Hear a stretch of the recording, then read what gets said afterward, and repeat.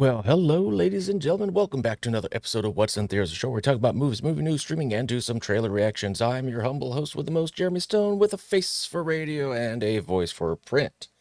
So, saw Black Adam actually yesterday, so putting out this review like a day late. I gotta say, I had zero expectations. The DC cinematic universe, other than the Batman and Joker, has basically been a letdown. I mean, Man of Steel in 2013 was fantastic. Batman v Superman, Ben Affleck's Batman, oh my God, blew my socks off. I was like, this is the quintessential Batman. He is such a miserable F when he's Bruce Wayne. It was like, oh, this is perfect. Wonder Woman was good, but Wonder Woman 2, not so great. Suicide Squad, completely pointless. The Suicide Squad with James Gunn, okay, it had a lot of redeeming qualities. Never saw Birds of Prey, the Emancipation of One Harley Quinn, or the Fabulous Emancipation of One Harley Quinn. Never saw that, and so I was like, never saw Aquaman, although I heard it was good. And I was like, Black Adam, like it's gonna be another one of those edgy anti-heroes. It's like, no, just if you're gonna do a villain, make the villain movie like the Joker. The Joker is very much he's not an anti-hero. He is the villain in the story. And Black Adam was like, it's almost like they're too scared to do it. Like, oh, we can't do a villain movie because the kiddies. We need to sell the toys. He's an anti-hero. He's a villain with a good heart. It's like if you're gonna do it right or don't do it at all. So I go into this movie. I'm hoping at least somewhat entertained. I gotta say, this film wasted no time getting to the action. I think that was actually quite the benefit for this film. I thought the movie was going to drag ass, and it did not. I thought it was very, very well done, fast paced. The action was incredible.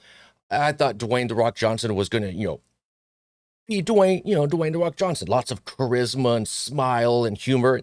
He toned it down. He subdued a lot of his charisma, and it was very different from what we used to seeing him. And I was like, oh, okay. Oh, let me change my background. Yeah, sorry.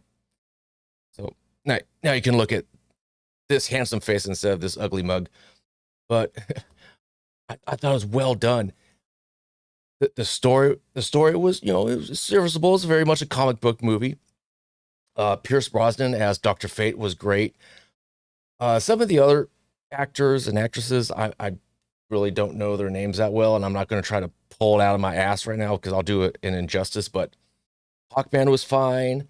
The girl, I can't even. She has tornado telekinesis. She can control the wind. I think her name's like Cyclone.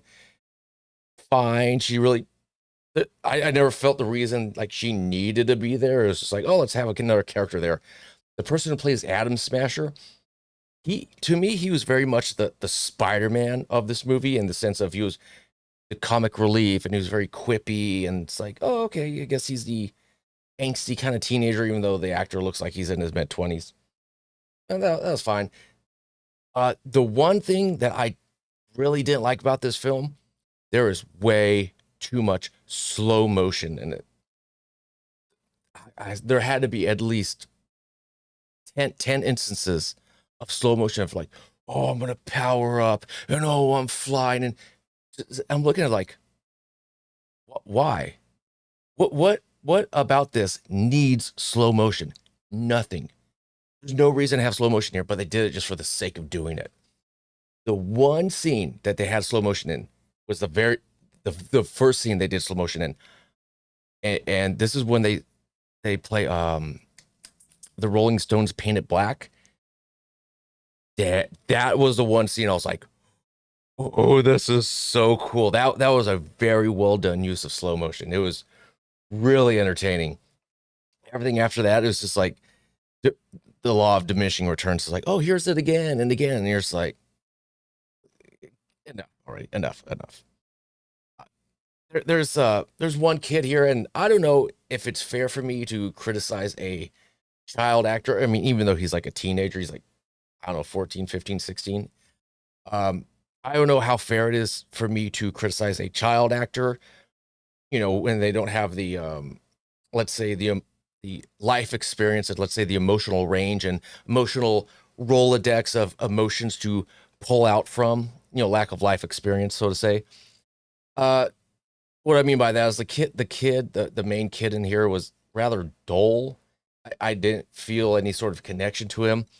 He very much likes to travel on a skateboard, which is fine because when he travels on the road, it makes sense, but he needlessly travels on his skateboard. What I mean by that, this is not a spoiler or anything like this, but he's following Black Adam and they're going down a stairwell that goes down the flight of stairs.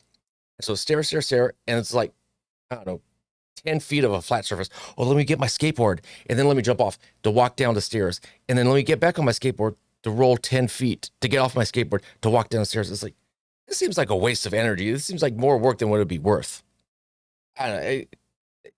I don't know. It was a little nitpick on my half. I was like, because I used to skateboard and I'm like, what the fuck? No, you little nitwit.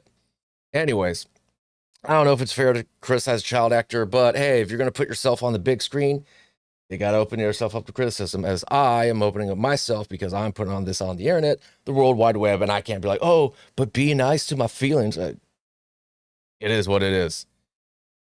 So, in the end of the day, I was enjoyed myself. It was like an hour and 55 minutes or so.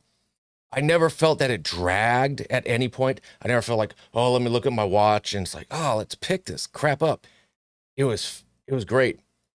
There is a CGI villain at the very end. There's when you look at it, it's like, is there really a point to this? This feels kind of like Doomsday in Batman v Superman was like forced in there to make the heroes fight together. And it's like, I don't know. It's like you could have left that part out. I don't think that was really necessary.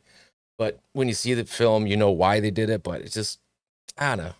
It just seemed like big monster finale CGI fight because comic book movie. To me, it felt a little empty. There is one post credit scene. I won't tell you what it is, just in case you haven't seen it yet. But oh yeah, it's nothing. It's not long. It's not like a spectacular scene, but it's like, yeah, it was a good scene. But Black Adam colored me surprised. It's a big thumbs up for me. I really enjoy. I was pleasantly surprised. I really enjoyed myself with this, and I am shocked because my expectations were kind of in the gutter. Anyways, have you seen Black Adam? Have you have? And if you have, blah, blah, blah, blah. And if you have, comment down section below. Let me know your thoughts. And as always, you take care and take it easy.